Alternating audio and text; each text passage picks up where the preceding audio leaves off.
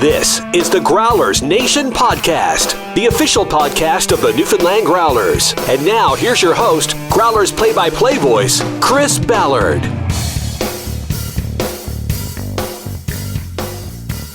Hello, Growlers Nation, and welcome back to episode 2 of the Growlers Nation Podcast. I'm Chris Ballard, play-by-play voice of the Newfoundland Growlers. So happy to have you here again for our second episode, our training camp episode.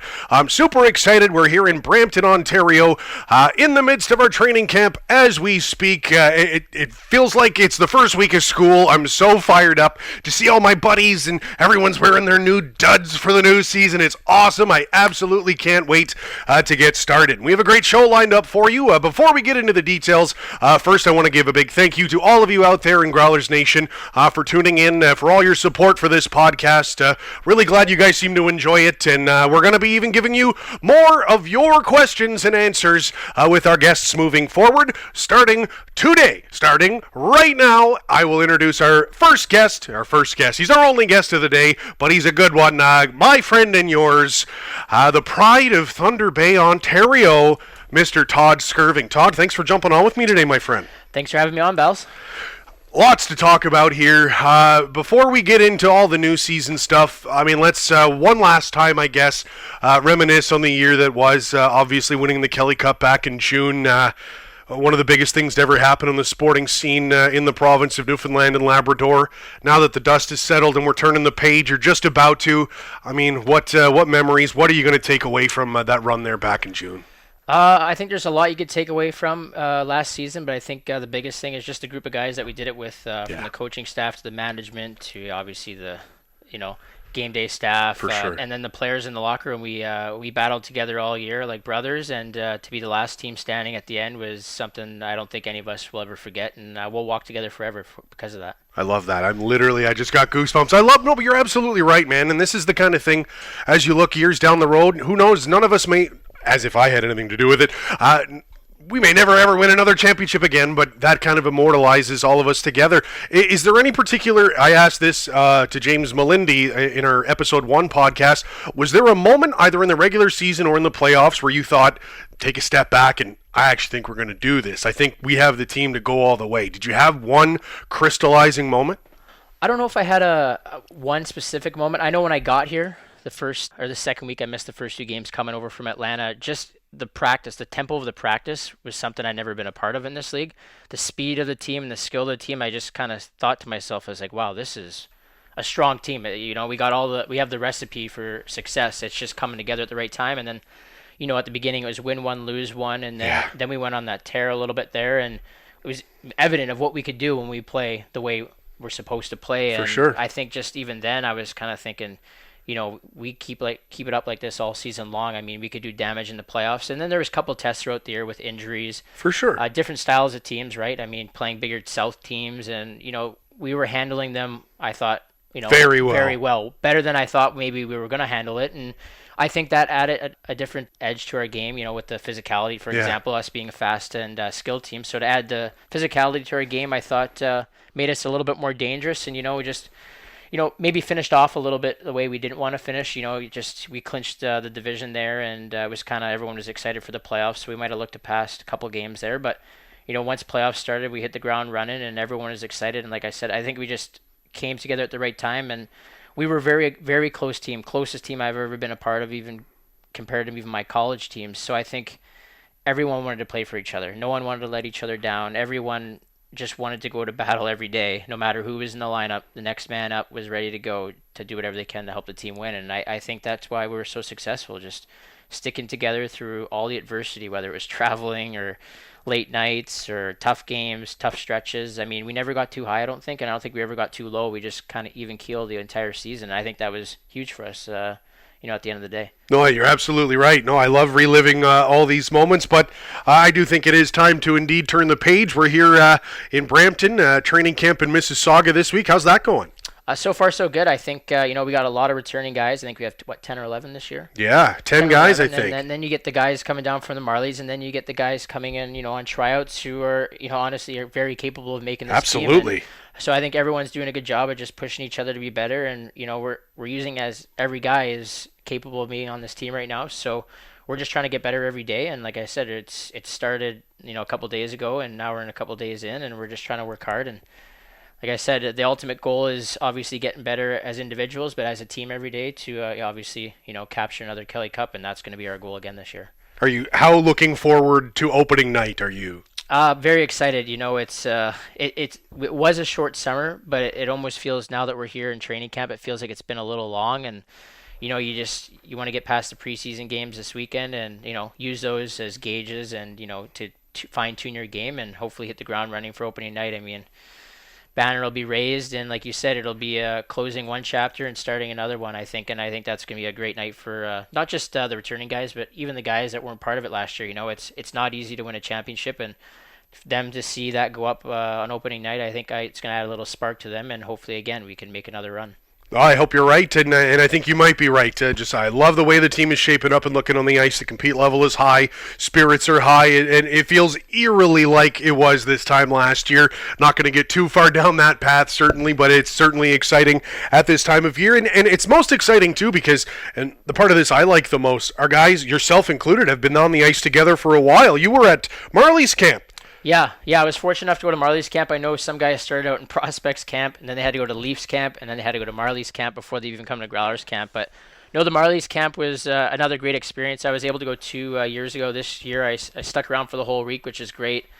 Just to be around the guys that are eventually going to be at the Growlers and get to know them, and kind of how they are, and create those relationships early before our season even starts. So it was a good experience. Lawrence there and Dubas have it's a great organization. Incredible. And Sheldon Keefe does a great job with our prospects when they go up and down. And I have to give a plug to the training staff because they really took care of me that week. For sure. Burnsy and his dad, and Kager and Jordan and Trevor. I mean, the thing about this organization is they care about you as a person. You're not just another number. You're not just another player. They want to develop you as a player, but also a person. And it's nice. It makes going to the rink every day exciting because you just feel like one big family no matter. I wasn't at Leafs camp, but I'm sure it's even better there if that's possible. Right. Down to the Marlies, right to the Growlers. I mean, from top to bottom to top, as I said when I was there, is everyone's a family here. If you're part of the Leafs organization, you're all in. I love it. I absolutely love it.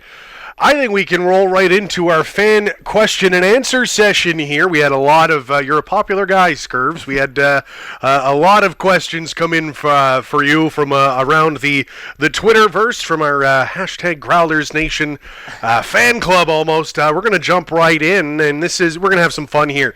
At JohnBoyNL asks, who is the greatest New York Yankee of all time? And I will preface this for the fans who may not know. Todd is obviously, you're a giant Yankee fan, maybe the biggest I know. Yep. If I were on Who Wants to Be a Millionaire and there was a Yankees question, you would be my phone a friend. So you get one answer. I'm going to be a stickler on this. Who is the single? You can't give me like your top 5 single greatest Yankee of all time, and why? There's plenty of great Yankees. It's a tough question. I will give you one, though, and I'm going to go with Derek Jeter, the captain, because growing up, that's who I watched. I mean, I was a baseball player, hockey player, and I obviously chose hockey as the time came. But my dad played pro fast pitch, and he kind of got me on the Yankee bandwagon when I was younger. And I don't mind telling it now, but he lied about his age to play in the States to play pro fast pitch when he was younger. So Stop! So he left home just to do that. So definitely Derek Jeter, though. He's one of the greatest. I watched him growing up. It's not even so much as a player, but as a person, what he did in the community, how he represented that organization with class. Absolutely. Everywhere he went, and how well respected he was, not just of his team, but the entire league and the baseball world. So it kind of honestly rubbed off on me and just how I go about my day. I mean, I know it's a different sport, but he's someone I kind of looked up to growing up. For sure. And someone you try to mold yourself after. That's all. You ever meet him? No, I never got to meet him. I have. Yeah? Yeah, it was cool. Actually, I was on a hockey trip in Kalamazoo, Michigan. Mm-hmm. It was right before Christmas. I don't mind sharing because I think this is a super cool story. And I was in the elevator at like the hotel in downtown Kalamazoo, and I was on like the floor just below like the top floor where the suites and the real nice rooms are. And we were just getting on going to dinner, and so it was myself and like the trainers and coaching staff got on the elevator, and there was this dude on the elevator, and spoiler alert, it was Derek Jeter. and in my mind, we get on the elevator and there's this dude there, and it looks like Derek Jeter. In the back of my mind, I'm like, man, this looks just like Derek Jeter, but there's no way he's on an elevator in Kalamazoo, Michigan, like 2 days before Christmas. And sure enough, I got to Googling after, and he's from Battle Creek. I'm sure you know. Yep. You've read all the back of his baseball cards, and that was Jeter. He was in our hotel, and I gave him the wink and the nod, and that's like the coolest thing I've ever done in my whole life. Derek Jeter. That's my Derek Jeter story. Didn't have a pen on me, or else I surely would have had to get something signed. So sure. At John Boy NL, the answer is Derek Jeter, unequivocally. Respect. Gotta love it. Thank you for that one, John Boy. At Rod Zadebiak, he's a great season ticket holder, and I hope I pronounce his name right. Rod Z is what I call him. He asked a question that I am ashamed that I've never asked you before. Where does your nickname come from? And a lot of people have found that out through social media. Your nickname is Warty. Where does that come from, Todd? Probably not ideal in everyone's minds, but when I was growing up, I had a wart on my finger, and my dad just started calling me Warty, and that's nice of him. So there's a time though when I was young, I came out. I was premature baby. I was very small, so my grandma called me Little Wart. Yeah. So it kind of started then, but then it disappeared for several years, and then all of a sudden a wart popped up my finger for about 10 years, and it came back and it stuck. And the guys kind of give me gears here, especially Marcus Power. He probably drops the Warty bomb several times a day. You'd hear it across the ice, across the locker room, and he's always getting me going. So. Yeah, that's where it came from. It's kind of simple, but I mean that's just how it started. And it stuck. Yeah, it stuck. Guys still call you that? I think Marcus started calling. Guys will call me it every now and then because Marcus, I think, saw it through my dad's Facebook. So right. That's why it sticks. And then I get called Squeaks as well too, or Squeak.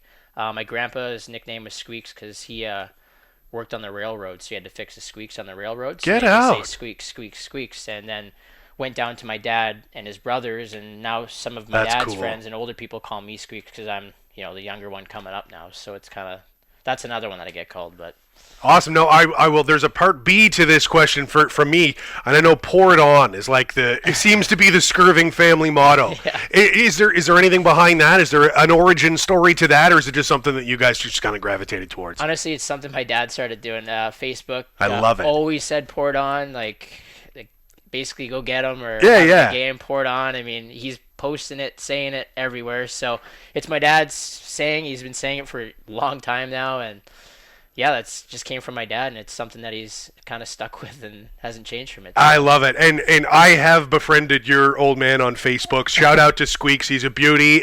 I love it. And before every game, I feel like he tags all the boys he's friends with. It's like, go get him, Bals, go get him, Pow. You know, he's a part of the team. It feels like. I love your dad. Major shout out. Yeah, he's a big social media, especially Facebook. He's on Facebook probably more than I am. So yeah, no, he enjoys it, and he loves getting the boys going too. Though he gets a good kick out of it. Love it.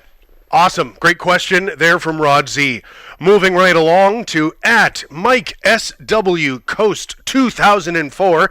This is not a hockey question, a simpler one. What would be your ideal pizza toppings? I do like the new oven, what is it, oven brick or... Brick oven? Brick oven pizzas. Those are pretty good. So I don't mind trying new ones, but my go-to is just always pepperoni mushroom. Simple. That's it. Love it. I enjoy other pizzas too, but sure. At the end of the day, if I get a pizza, there's pepperoni mushroom on it. I got my meat, I got my mushrooms because I like mushrooms, and done. That's it. Simple enough. Simple.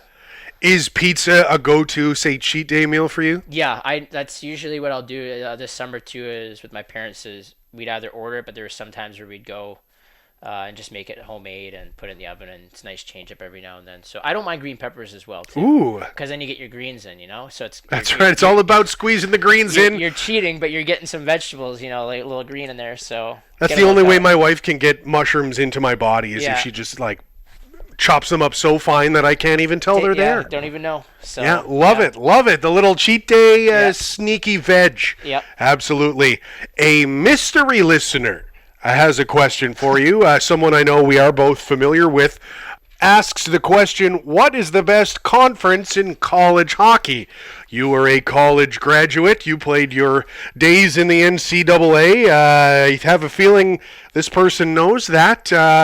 That's a pointed question, but I know you have an answer. I'm just going to go with the Atlantic Hockey Conference because that's where I played, and we stick together in that conference. So, AHA for life.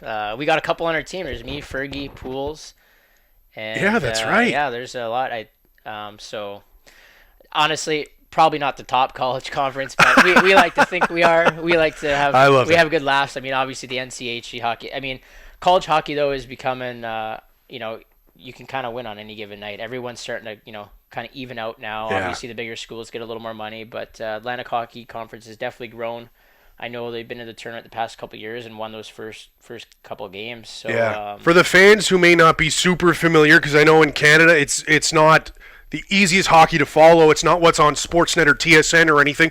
What are the teams in the conference? Just that might kind of help lay it out for people. My conference is kind of like Atlantic was Air Force, had Army, Niagara, Sacred Heart, Bentley, RIT, and trying to think Holy Cross. Yeah, I'm putting you on the spot here. Yeah. It's like homework. I'm trying to remember. It's like a test right now. I'm trying to remember who's in the conference. AIC, for example, used to be, I remember when my freshman year, they were at the bottom of college hockey. They were kind of just, it was games that you guaranteed win. And last year they did something special. They won the regular season, the playoffs, and they went and upset at the tournament, won the first game. Get out. And yeah, so that's what I mean. The thing about college hockey too is it's evening out. The major junior guys on the growl here give me the gears all the time because I won we won a couple conference championships, so we got a couple rings, and they would give me the gears how easy it is. You only got to win like 4 or 5 games, but in terms of on your body, maybe it's a little bit easier. But the thing is one mistake, it's in the back of your net, and that could be the game. It might be a 1-0 game. So in the single elimination games, it's tough. Like you can't have any slip ups because you don't get a second, third, fourth game. It's one and done, and if you're not ready to play, it's not always the best team throughout the year. It's the team who's ready to play that game. So that's awesome. Yeah. So, to continue that conversation, what conference would say Mercyhurst be in? Oh, yeah, I missed them, eh? I didn't say them, did I? Atlantic Hockey. Oh, that is. I actually didn't know. I was not trying to put you on the spot. No, but fine. that is leading. That's perhaps a clue as to which of your former Growler teammates may have asked you that question. Definitely Whitaker. Witz, for sure, my roommate, Oh, I didn't know you were rooming with him. Yeah. No, Hudson Elnick, my roommate for the year, he was up with the Marlies at the time, so I got Witz for a bit, and we had some good times. And like I said, the Aha boys stick together. God love him. Shout out to Witz there. Yeah. He DM'd me on Twitter. That's obviously who it was. Yeah. So shout out to him for tuning into episode 1 and for giving us some content here for episode 2. We got a couple of similar questions from a couple of different people, and I'll get you to kind of answer both iterations. At Murphy2NL and at Kelly Brown 27, both ask a version of what are your favorite cities to play in the ECHL, both playing for that team and as a visitor on the road. I really enjoyed, obviously, St. John's just because of the year we had, just the people we had. So playing in St. John's, I definitely enjoyed last season. I'm looking forward to again this season. Enjoyed obviously playing in Orlando. Of course. State-of-the-art building, great fan base, great people there as well. So that's definitely another good one as a home player. And then Toledo, I mean, you hate to be the visiting team because you definitely hear it, but it's a really cool atmosphere, and I'd probably say those would be my top three anyway. I'm trying to think who else we played last year, but that's... Well, a lot of travel, a lot of teams. I never ever really, you have that hate for Florida, they're a good team, and you have to have that respect and hate for them. So playing there too, when we went there and even the playoffs, you have that bitter taste, and it's always fun, beating them in their own barn because the fans are pretty hostile there too. So those games are fun. Adirondack, I don't know why we had no success against them last year in their barn, but it was like a greasy place to play because the fans are on top of you. They're on top of you, and they're giving it to you from warm-ups till the minute you walk in the tunnel at the end of the game. But is that a good thing? I enjoy it. Sometimes it kind of gets you more engaged, wakes you up. It's like a smack in the face, and you just kind of go out the ice and you just kind of use it to your advantage. But yeah, those are some of the rinks that I enjoyed playing. I mean, every rink has something different. Right? I agree. It has something to offer. There's no like black hole I absolutely dread going to this place. This is a good league in a lot of cool, funky towns. Yeah. They're not all your Cincinnatis. They're not all major league towns. There's a lot of really neat cities in this league that are a lot of fun to watch. Any particular city you're looking forward to going to this season? Like, I've never been to, say, Utah. I'm pumped for that trip. What about you? Well, yeah, I played there for 2 weeks my first year. 2 weeks? Got bounced around a little bit, but I never really got to explore, so I know we'll be there for a couple of days. That's a nice area. That's where Melindy played for a season too. So it'll just be different because we don't normally go out that way, so it's nice. Anytime we get out of division and out of conference, it's always fun. You explore, get to do some sightseeing, and just get away from the rink a little bit. So that'll be fun. And Florida's always a good trip. Especially the timing always seems to work out. It's like the middle of February, I think. Get rid of the snow pants and throw on the shorts for a little bit, you know? It's felt like that this week here in Toronto, here in Mississauga, Brampton. We're all over the place here this week. Yep. It's like cold at home, and it's like on the day that we're recording this today, it's like 30 degrees. Yep. Like I'm melting. We had to turn off the AC where we are here in order to get the audio just right for you guys, and I'm sweating right now. Yeah, it's a warm one here today in Brampton. Hey, it's doesn't feel like hockey season weather-wise here, but I know back home it already does. Yep. So you have that to look forward to once you get back to the Rock, let me tell you. So thank you to @Murphy2NL and @KellyBrown27 for that question. We'll move on to Dean Cutler's question. Are there any pregame rituals that you do every game or every day? See, it's not even a ritual anymore, as I mentioned to you earlier. It's more like a routine. Like I get to the rink, usually one of the earlier ones there, and I change into my gear or my shorts and t-shirt and hoodie and read the scouting report, tape my stick. Then I go make my hydration beverages, and what do I do after that? I just kind of hang out, kill some time, and get a leg flush, and roll out, and then team meeting, and ready to go. Stretch, sewer. Like I said, it's all kind of routine. I do like to chew gum in warm-ups. I don't like the double bubble that everyone uses because it makes me really thirsty. There's a gum controversy in the locker room. I just like the mint ones because I'm never nervous for a game, but I sometimes get really riled up and amped up to where my stomach's a little all over the place. More of excitement. So if I have like a mint gum during warm-ups, which I always do anyway, it'll settle Mint's that down. has some soothing properties in there. So it'll settle my stomach down, and then I'll be by game comes, I'm ready to go. It's like I said, I'm never nervous. It's just sometimes I'll be overexcited depending on what kind of game. Maybe it's just emotions running high, or you know what I mean. So I love watching you play when you're that amped up, because I know especially if you get into the starting lineup or something like that, I'm like, oh, Skirvs is gonna go flatten someone. Like, just as an energy player like you are, I just know, is that something that you do? Like, you find that you get so amped up and you're just like, oh, I gotta go hit something. Yeah, though I enjoy starting, to be honest. I mean, if I'm able to be in that opportunity or get that spot, it's you don't want to play the first minute in your end. So great point. Mentally, I'm thinking win the draw, hopefully. Get it back to the D, get it in, and get right in on the forecheck and start wearing them down right from the start. And basically kind of sets a tone that it's going to be a long night for the defense core and their entire team. So that's the only reason why I'm always running around at the beginning, because I want to get our guys going as soon as possible, because like it's a long game, and if you get on them early, sometimes you win the game in the first 5 minutes. That's first true. 10 minutes. I mean, you still got to finish the game out, but I mean, there's something to be said for taking the wind out of the sails in the first two shifts of the game, something like that. Especially if a team comes in after a long road trip and they're like, oh, we got to deal with these guys again, and they're hitting now. It's just, like I said, it adds a different element to the game, which is everyone is capable of doing. So you want to be hard to play against. I think that's what gives us the most success, is when we're hard to play against.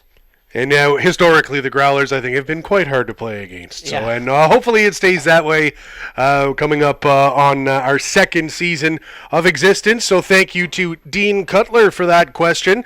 This question comes from me because I kind of had a hand in it. How was your day with the Kelly Cup? I know it was a bit of a hassle trying to get it to you, so apologies there. It's the thing got delayed in customs, and then you invited everyone in Thunder Bay. It looked like you had an awesome day with it. Kind of tell me about your day with the Cup. I was good. Thanks again for handling that, because I know it wasn't easy, and it wasn't. It was tough. It's about you guys, man. It's not about us. It was very fun though. I got the Cup and went to the Boys and Girls Club. A family member works there, and I was able to just share it with them briefly, and kick off their water day. I guess they're having some kind of sprinkle day out. For sure, it was a nice day, and kicked that off. And then I did some photos with my family at some of the places in town, the marina, the Hillcrest Park, just overlooking the city, just to get some nice professional photos. I saw those were awesome from photos. James Marabelli, and he took good care of us. Out. And but I invited people that supported me all the way through. I tried to get a hold of as many coaches as I could, and like I said, I brought it back to my house, set up some, memorabilia from the year, like the newspaper and all that, so fans can see. And awesome. All my old jerseys were on the fence, and I just set up a table with some photos that I could sign and take pictures. And my aunt, who works at the Crocodile Sandwiches in Thunder Bay, there, she catered to it. Cool. So we had sandwiches and a meat tray and cheese tray, and like I said, whoever could make. It was a long weekend too, so it was tough to get tons of people, but we probably had 50 to 100 people stop by. That's a great amount of people to show up. So I had Newfoundland music playing the entire time, and it was just more to catch up and just share the experience with everyone. And then I had a draw as well at the thing, just as a way to like give back. I just had to draw with a stick, a couple signed photos, so it was worked out really good because I was able to raise $1,300 while celebrating the Kelly Cup for the Boys and Girls Club. So it was a good success. And then, man, like I said, it was a long weekend, and I got lucky, obviously, compared to some of the guys. So I had another day.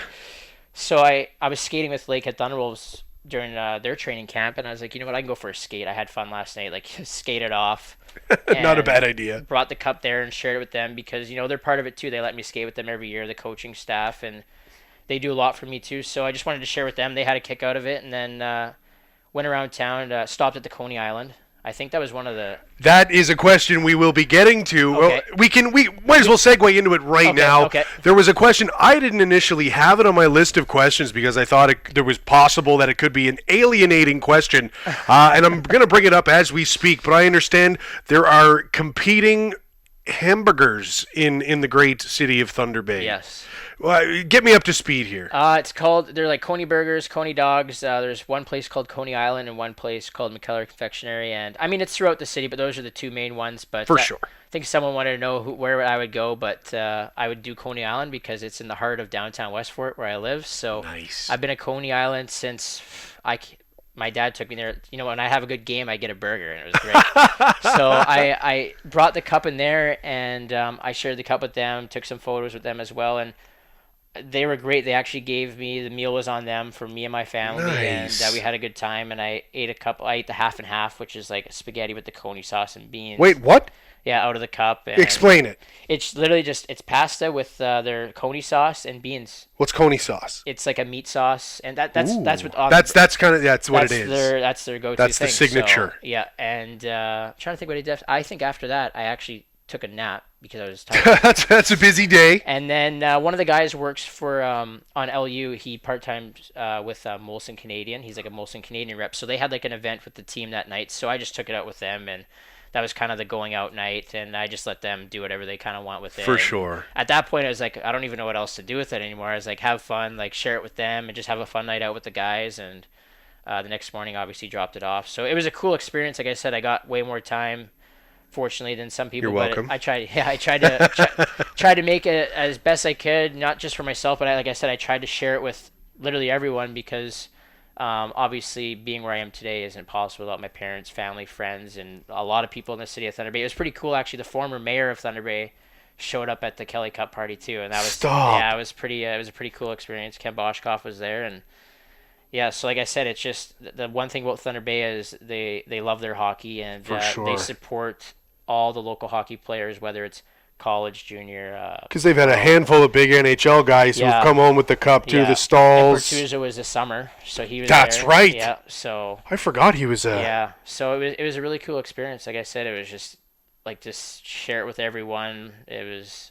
So was it like a big deal in Thunder Bay to come home with the cup? Like it seemed like there was definitely almost some fanfare for you. Oh, it was good. Like I said, it definitely wasn't hyped up. Like no, it's not Stanley Cup level. Cup, but the people that have been kind of in my circle since day one, like hyped it up kind of for me, and they were excited. Sweet. So like I said, it just made sharing it with them that much more special because they've been there since the beginning, supporting me and helping me through. So I was just happy I got to basically share it with them, especially and my parents, because like I said, wouldn't be here without all of them, obviously. And, no kidding. I mean, I might have been on the ice or with the team, but there's a lot that goes on behind the scenes. No, and, absolutely. What we do every day here. So no, and that kind of leads me into I don't think you'd ever say this about yourself, but I know that with the leftover food that you did have from your event, I know that you took it to a shelter to, hand off. And Todd, you maybe more than anyone I've come across in pro hockey, and I don't know, that whole community outreach piece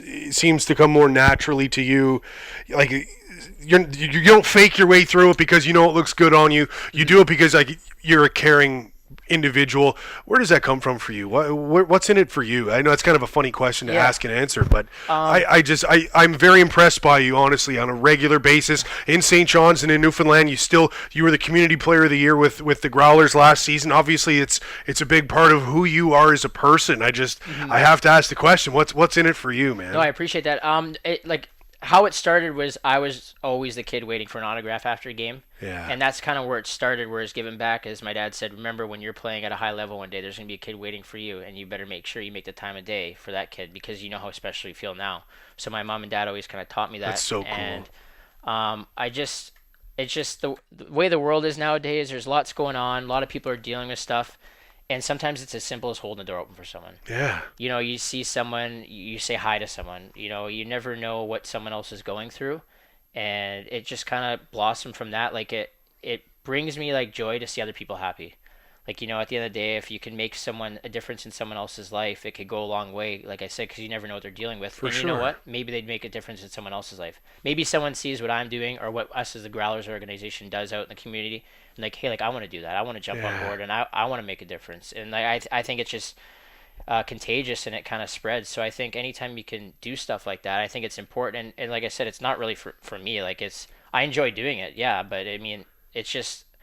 there's been times, you know, through my life, and you know, your family, your friends, you see they struggle, and you never want people to be struggling in life. Like, you know, especially when it happens to you at certain points in your life, you know how awful it could feel at times and how, you know, dark it can get. So you try to make a difference in other people's lives because you never want them to feel something that you might have felt, or a family member, or, you know, if someone passes away or whatever the case may be. So I think and like I said, I enjoy it. It's fun. You know, I think even last year, it wasn't so much like just me, but as I started doing it last year, you know, guys on the team were like, hey, like, Skirv's, like, I want to come. Like, I want to do that. That's so cool. And and even this year, like, I had a couple guys text me who are on the team this year again, and they said, hey, like, let's do this year. And they're sending me ideas, and I'm like, that's great. I'm like, let's get on board. And I've been in communication with Kelsey, and I think we're going to have a really good year out in the community this year because I think it's important too. I mean, that's what I mean. You've already made plans. Like, the puck hasn't even dropped yet, and you're already wanting to get out there. Like, that's awesome. Like, it's one thing to watch. I mean, I'm a Yankee fan. I watch all the guys all the time. It's different. It's another thing to see them out in the community and actually have a conversation with them. You know, I mean, to have that personal conversation with someone, I think creates that community kind of feel and family-like thing, and that's what we want to do. I mean, in the Growlers organization, is I know this year we're going to make a thing of getting out more and getting engaged with the fans because, you know, they're part of it too. Absolutely. I mean, you know, when our place is rocking and the fans are juiced in there, like, it's fun to play in, and it's hard for opponents to play in. Yeah. And if it means us getting out in the community a little bit more, and I mean, I'm in all the lineup, so I have a little bit more leeway for that. So it's another thing that I want to take, you know, leadership in, is just like, you know what, I'm going to be in all the lineup a little bit. So days when I'm not in, I'll go do something. Why not? I mean, it's my way of helping the team in a different way. Sure. There's guys, you could score goals, you could block shots, which, you know, you do when you're in the lineup, but when you're not, you got to find other ways to, you know, make an impact. I mean, at least that's what I believe anyway. It's like, you're better off doing that than just sitting there and doing nothing. So, I mean, and I, like I said, I enjoy doing it, and it's a lot of fun. So whatever I could do to help the team personally, and then, you know, obviously as guys come on board, I think it's a lot of fun. And it's not for everyone. No, it's not. Exactly. It's not, doesn't fit everyone's. Exactly, and that's totally fine, and I appreciate that. I mean, like, not everyone's gonna be like, hey, let's get up at 9 a.m. and go do this, and you know, it's tough. I mean, and different guys have different roles, so it's just about embracing, like, what you could bring to the table and trying to do it the best you can, and that's something that I enjoy, and that's, you know, something that I'm just gonna try and do even more this year. Obviously, being a second-year guy and take leadership in, and then obviously get out in the community and get to see the fans, and, you know, like I said, we're all in it together, and we need every player, every staff member, every coach, amen, brother, every fan we can get, because we're gonna have a target on our backs this year, and it's gonna be a big one. They didn't like us last year, and they're not gonna like us at all this year. So we need to do everything we can to win another championship. And we're setting up for success. I think you're absolutely right. And further to the previous point, is that why you seem to have such a huge personal following as well? Because I know you have fans from every city. It feels like we go in, there's a handful of people that you go and meet, or they take you out to dinner, and I've come out with your group because they listen to me to get to follow you, and they've roped me, and it seems like you have this wonderful group of people that follow you around. I guess I can only assume it's because they also see the difference. Talk about some of these people. I know last time we went to Orlando, we all went out, you and myself and Alex Goodbranson, and your fan club. It was like, there was like a dozen people there. They taking it. It was just awesome. Like, just talk about some of those folks, man. Yeah. They're awesome people. Yeah, no, there was good. I was in Atlanta, Utah, and Orlando my first year. So Orlando has great fan base, and like I said, I just talked to them. It was easy as just making conversation with them. Like I said, I know how important it is, to get back and just have those conversations.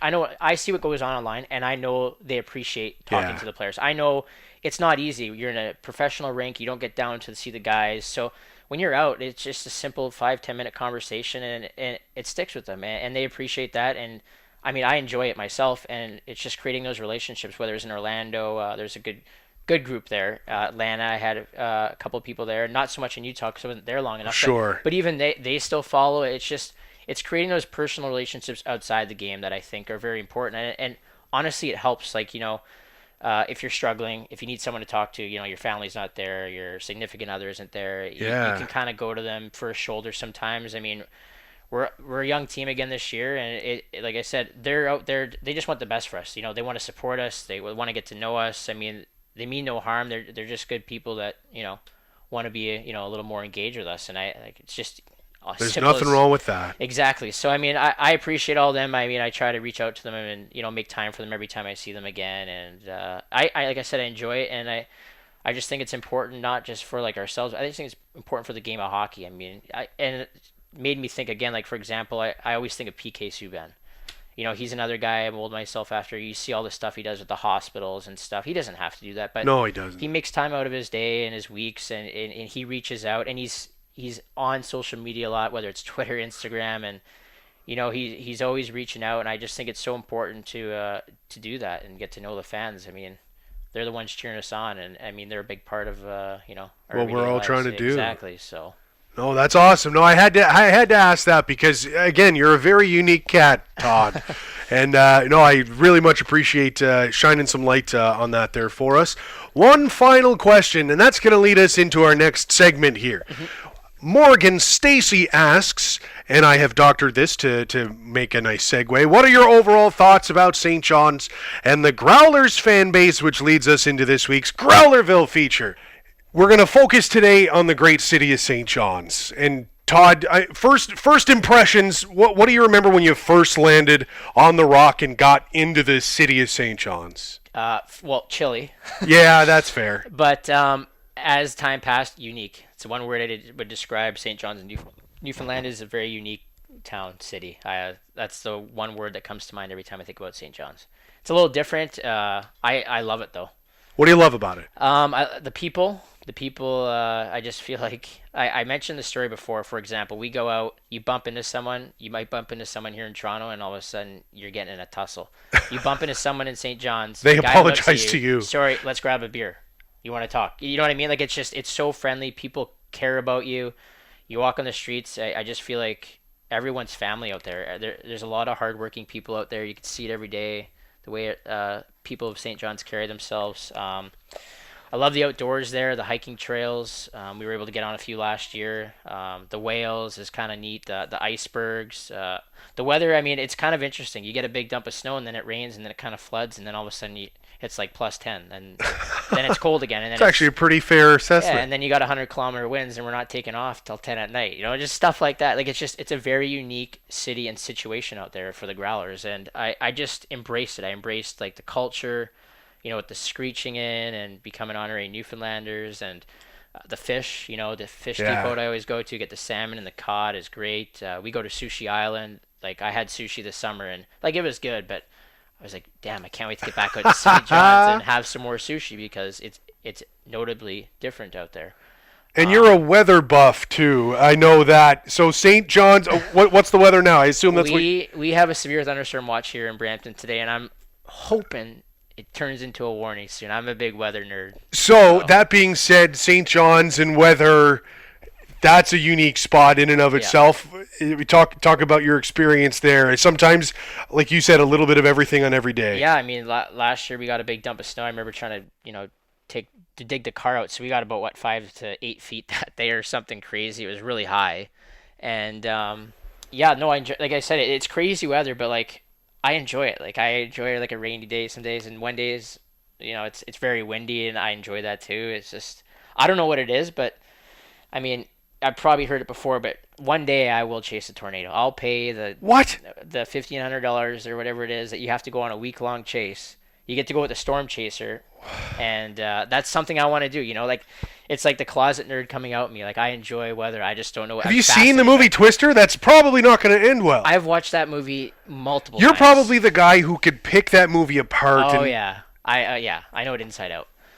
Get out. I love that. But where did that come from? I don't know. Why do you want to do that? That seems crazy. It's funny. I used to be scared of like thunderstorms when I was a kid, the big booms, and I'd be in my room. I'd look out my door and there'd be the vacuum cleaner there. I'd always think it was someone. But now I love it. Now, like you can ask my parents in the summertime, the minute a cloud comes in, I'm out there standing until it starts pouring because I don't want to get wet. Sure. But I'm standing out there right until the edge comes through. Like I enjoy everything. I'm looking at the rotation and I'm checking the radar, and it's funny. I'm like I said, I was on this phone right after the bus. Just you could feel it in the air. You could feel. The air is very heavy, so very sticky. You just know something's coming. So I'm on there, and it says severe thunderstorm watch, and I haven't checked in about an hour, but it's coming, and I'm excited for it. So I love that. So you must be in heaven in Newfoundland with all the different weather we've had coming our way. And you said, did you actually get out into the boat to see icebergs and that kind of thing? Yeah, we did. I think I don't know if it was before the Toledo series or after the Florida. Right. We went out there and we did some icebergs. We saw some nice big ones. Got pretty close and had some iceberg chunks to eat, I guess. I think your mouth, and we had a couple iceberg beers and all that kind of stuff. It was a really cool experience. Like I said, it was something like I never really thought about until we started talking about it as the season goes on. And Mel and Pards and like, oh, just wait till you see the icebergs come in. And I remember Neil would take the guys out all the time. We, like I said, we hit the hiking trails, and it was nice at that time because it was so much hockey and so much like stress, not stress, but like it's stress. You're amped up, and like to get away, we'd have our off days, after a game, and it was just like not so much strenuous hiking. It was just more walking the trails, get outside, get fresh air, see the sights of like St. John's and surrounding areas. And I thought that was actually important for us because, like I said, Neil and Kochi and those guys, and that's our Gary, equipment manager and our trainers. And Gary would take us out, and it wouldn't be everyone because everyone's different, but we had like 5 to 10 guys, and we would do that, and we'd go,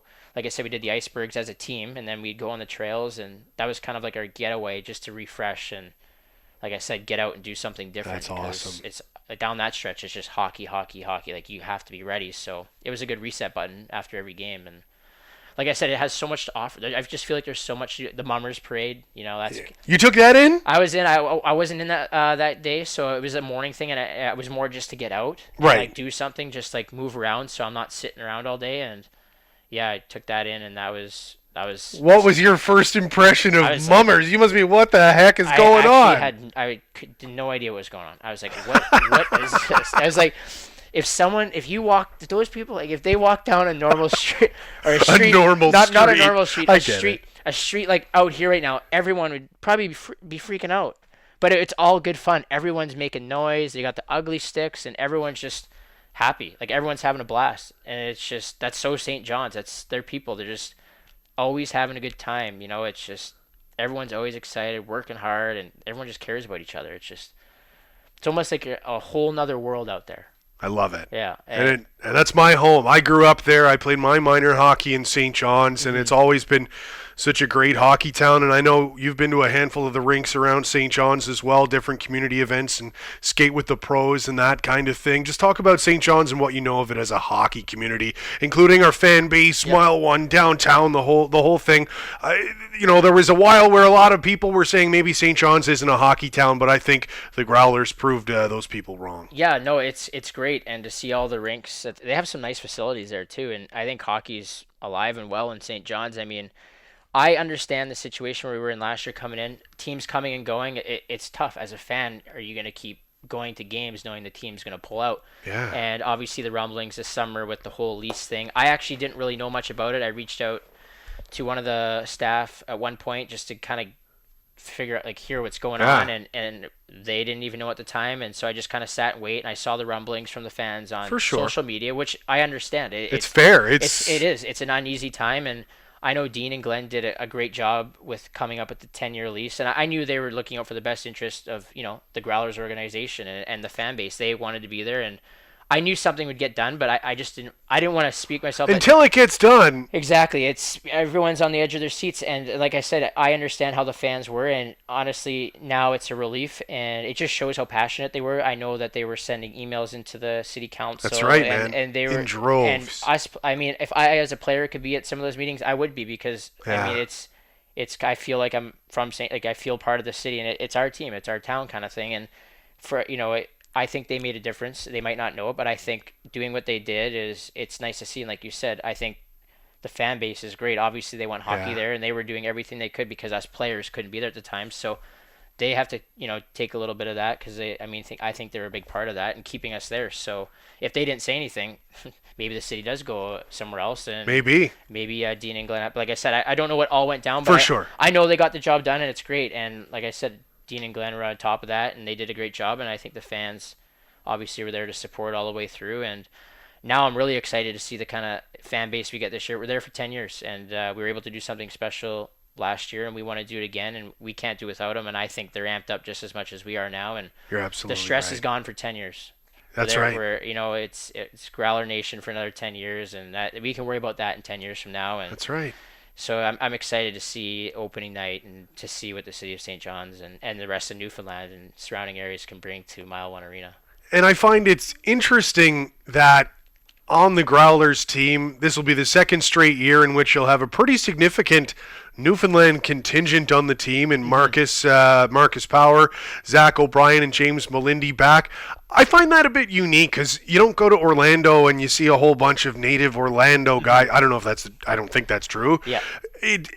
That's a bit of a unique dynamic. Talk about what's up with the Newfie guys on the team, and what do they bring above what you see on the ice? Yeah, no, they're great. I mean, just being from the city of St. John's, it was kind of rounding up the troops and going out together. They brought the guys together. I mean, I wasn't here for that first week, but from the stories I heard, I remember guys getting sent down, coming down to St. John's, and they're kind of wondering like, where are we? And I remember hearing the stories of Mel, Marcus, and even Pards and Obi just saying like, don't worry boys, like you're gonna love it, we're gonna have a time here. And I think they were very important to our first year team last year in terms of getting us rounded up, getting us out together, getting us into the right areas, doing things as a team, and it just kind of spread. And that's what we needed at the beginning of the year. I think it honestly could have been maybe a bit different if we didn't have those four guys to kind of just take the entire team under their wing and kind of show us the city, show us what it's all about, show us how the people are. And like to have three of them back again this year, it's important again. And obviously with the returners, it's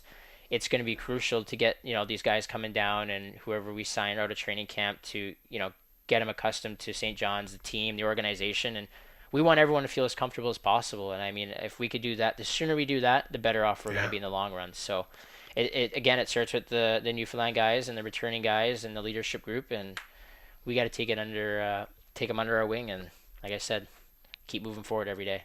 I can't wait to get it all started. Training camp's all fine and good, but let's drop the puck here. You alluded to it earlier, and I'm going to kind of bring us back to that before we almost clue up here. Big target on the Growlers' backs this year. Obviously, no one wants to see the new kid come onto the block and take home the hardware. Yep. And now with the Growlers, I mean, social media has kind of blown up over the last couple of days with people seeing the quality of talent coming to this hockey team from the Maple Leafs and Marlies organizations. And like, talk about what's the buzz like in the room? Like, you guys must just be so excited to get things underway. Yeah, it's excitement is a great way of explaining it. I mean, like I said, last year's now going to be in the past, and, that's right, man. And it's the past few days at training camp. We're not really worried about that. I mean, obviously we're going to have a reminder with the ceremonies coming up, but like we got to turn the page quick because, like you said, and I said it, is we're gonna have a target on our backs, and we're gonna have there's gonna be good hockey players on this team, absolutely, no doubt. But the thing is, we still got to play the games. That's right. No one's gonna hand us any wins this year. We're gonna have to fight for everything we get this year. This season is probably gonna be harder than last season. Like I said, the boos will be louder. The guys are gonna be digging that much deeper, defending champions. Yeah, and like I said, I mean, just being obviously having good talent and a good core back, like teams are going to want to take it to us. Like even you saw last year, teams fighting for the playoff spot down the stretch. I mean, we never had any easy games, and it's going to be like that again this year because everyone wants to knock us off, and I would feel the same.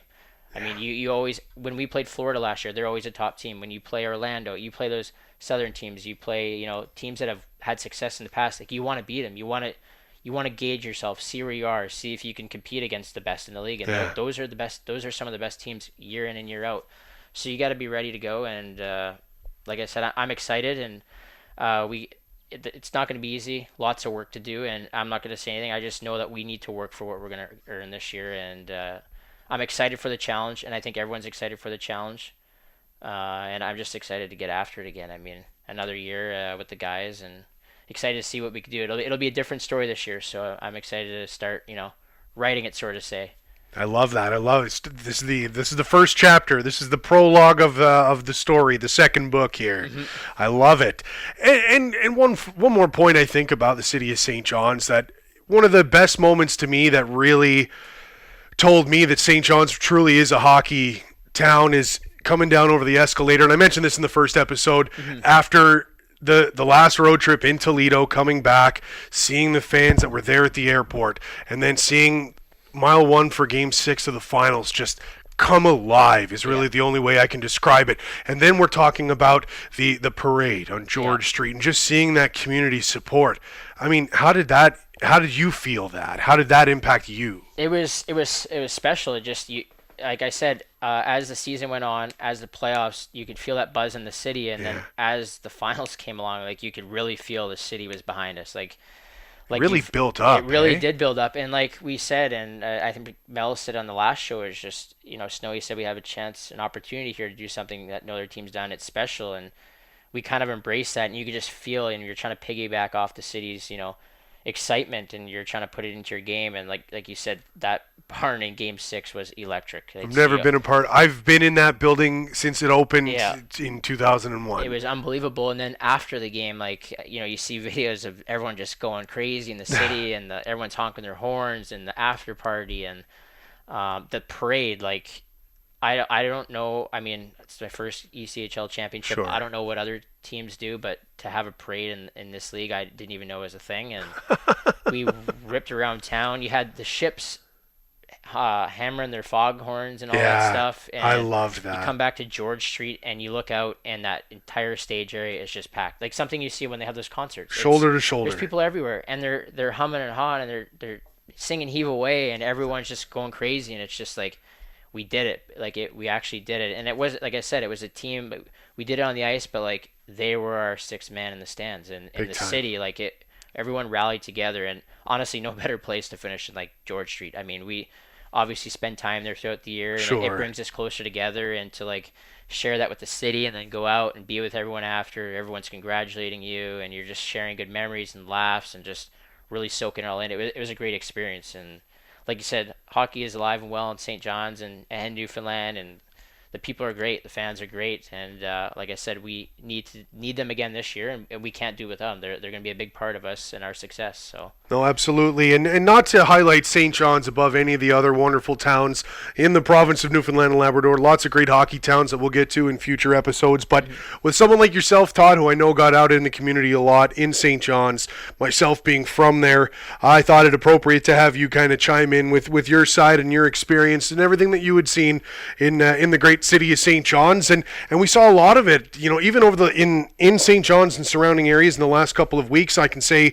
out in Paradise, for example, with Maple Leafs camp, and just seeing the support there, and there's now a new Growlers AAA team in St. John's. That's absolutely huge, and just so much. Every rink you go into, whether it's Twin Rinks or the old O'Hare Arena, I've been away for a while. I don't know the name of all the rinks anymore. It's just, I've never seen the rinks as busy as they've been over the last year, and I think a lot of that has to do with the Growlers and that renewed passion, not just in the city but in the province at large. Do you guys really get a sense of that?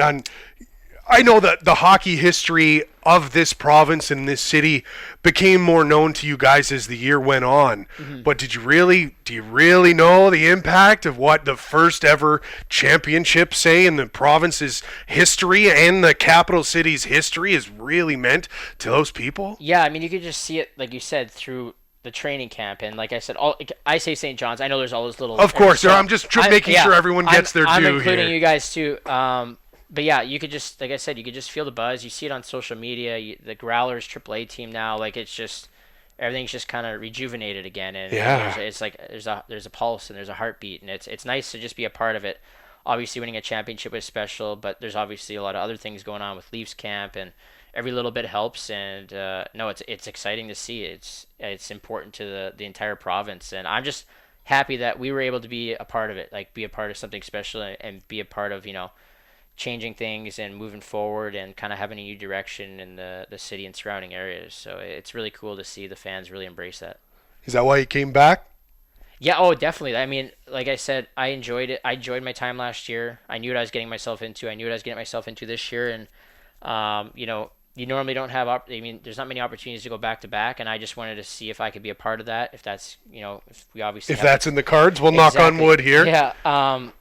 So I just from top to bottom again, it starts at the top with the Leafs to the Marlies to us. It's just the people that you're with, creating those relationships that could help you in the future with job opportunities and all that. Sure. And it was just do another year. I don't know how much longer I have left, but I know I'm going to play another year, and I'm just going to try and do whatever I can to help the team. And I knew how many guys were coming back, and like I said, good people. I mean, good people is what brings people back. I think you look at any kind of organization, if you're surrounded by good people, you don't want to be anywhere else, and you can sometimes put up with some things that might not be as ideal just because you have good people surrounding you and lifting you up, making you a better person. And I think that's important personally, and then obviously to spread that on to the new guys and like I said, another chance to win a championship, and that's obviously our goal. And I just wanted to do whatever I could and to be a part of that, at least another year and go from there. So we'll focus on this season and see what's next. Goosebumps. Again, Still, this whole hour, just goosebumps. It's awesome.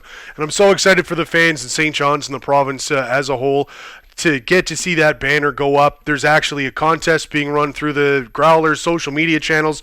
You can actually become a part of that and actually be on the ice as the banner is going up. One of the fans, I think, can win one of the rings that are coming your guys' way. There's just so much excitement around the team and around the new season, and I know me and you and everyone in that room just can't wait to get it all going. I'm excited. You mentioned the whole sign up to raise the banner. I signed up for it. I want to raise that Get banner. out! Oh yeah, I was getting a good kick out of it. I sent a Snapchat to our group. I signed up to raise the banner. I know I'm obviously not going to win, but I had to do it. Might have to get you out there. I had to do it for giggles, so I definitely signed up. I didn't know you could win a ring and all that other stuff or whatever else they give out, but hey, if I be out there at the banner, all right, it's like I'll sign up for it. Could be worse. Could be worse. Yeah. On that note, I think it may be time to conclude episode 2 of the Growlers Nation podcast. Todd Skirving, my very special guest, thank you so much, not just for jumping on, man, and I mean this from a very true place. Thank you for everything you do for the greater city of St. John's and the area. You really do come by it naturally, and you really have positively affected a lot of people in the province of Newfoundland and Labrador. So thank you very much for everything you do, and I can't wait to see you back out there. Yeah, thanks for having me on, Bals. It was a good hour, and I appreciate your support. Like I said, we can't do it without people like you and the rest of the organization. So we appreciate all the help and encouragement we can get. So I don't know where this podcast lives. I know we got it up on Google now. It's still on Anchor, which is where it's going to be hosted moving forward. And I know into the coming weeks, Apple Podcasts and the whole 9 yards. So make sure you follow us and subscribe and rate us and all the things you're supposed to do to tell people to do on podcasts. So on behalf of Todd Skirving, I'm Chris Ballard. Thank you again for listening to the Growlers Nation podcast. And make sure to get your tickets for opening night, October 11th, against the Reading Royals, where that banner is going to sit in the rafters of Mile 1 Center for years to come. I can't wait. We hope to see you there. Goodbye from Brampton. You've been listening to the Growlers Nation Podcast with Chris Ballard. Follow the Growlers all season long on Facebook, Twitter, and Instagram at NL Growlers. Listen live to all 72 Growlers games on Mixlr, mixlr.com/NL Growlers.